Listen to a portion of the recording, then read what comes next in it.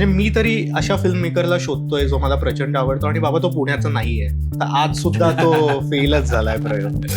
आज आपण एका अशा रायटरशी बोलणार आहोत ज्याची फिल्मोग्राफी बघून मला वाटतं प्रत्येकालाच एनव्हीएस वाटेल. आधी तुम्ही नावं ऐका फक्त. दृश्यम, किल्ला, मुंबई मेरी जान, मी वसंतराव, तेच म्हणजे उपेंद्र सिद्धे सर.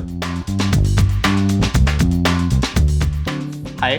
की तुमच्या लाईफमध्ये स्टोरीज कुठून आल्या? स्टोरीज कुठून आल्या?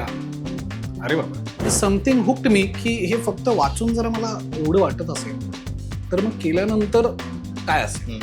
ते मी पहिली एकांकिका लिहिली जे माझं ॲक्च्युली फर्स्ट फुल फ्लेजेड लिखाण असं म्हणू शकतो. ओके.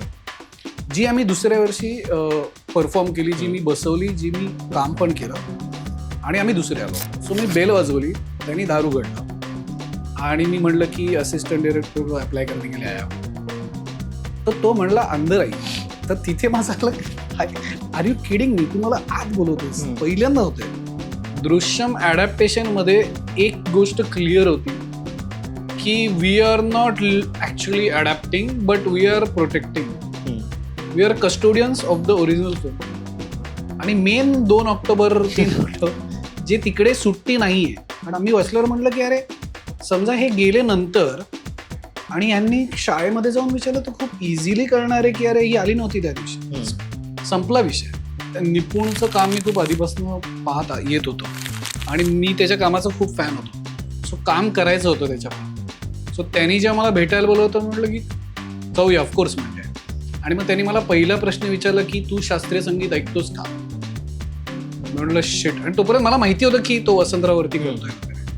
आणि म्हटलं आता काही खरं नाही, काही होत नसतं कारण मी नाही ऐकत, मी अजिबात नाही ऐकत. सो मी त्याला म्हटलं नाही रे, काहीच नाही ऐकत. तर तो म्हणला बेस्ट. मग तू करच हे. आणि I think this is extremely rare case of generosity in film industry. Story, dialogues, lyrics Yogesh Vinayak Joshi, screenplay Yogesh Vinayak Joshi, Upendra Sidhaye. तो गेला आणि I was like there are 2 ways to make films, 2 paths. एक आहे तुम्ही ही शिडी चढा, असिस्टंट डायरेक्टर बना आणि मग हळूहळू प्रमोट व्हा, असोसिएट डायरेक्टर बना आणि मग डिरेक्टर. आणि दुसरी आहे की तुम्ही स्क्रिप्ट लिहा जे तुमचं असेल आणि असं स्क्रिप्ट लिहा की जे वाचून कोणालाही असं वाटेल की अरे फक्त हाच डिरेक्ट असं काहीतरी.